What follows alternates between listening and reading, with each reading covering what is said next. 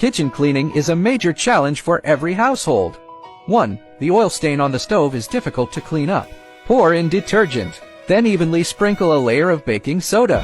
Then pour white vinegar. Let it dissolve well. Let stand for 10 minutes. Gently wipe with a rag. Immediately clean.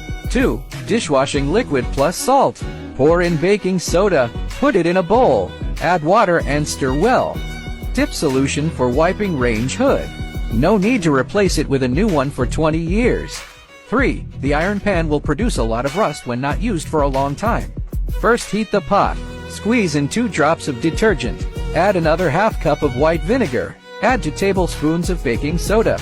Let's react violently. Finally pour in half a cup of Coke. Heat and shake gently. It can be used for 20 years after cleaning. 4. Don't worry about throwing the bottom of the pot if it's burnt. I will teach you a trick today. Let you become a century-old pot. Add salt, baking soda, white vinegar, half a bottle of Coke and some water to the pot. Boiling water. Let stand for 2 minutes. Shake it lightly. Immediately brand new. Follow me to learn more life tips.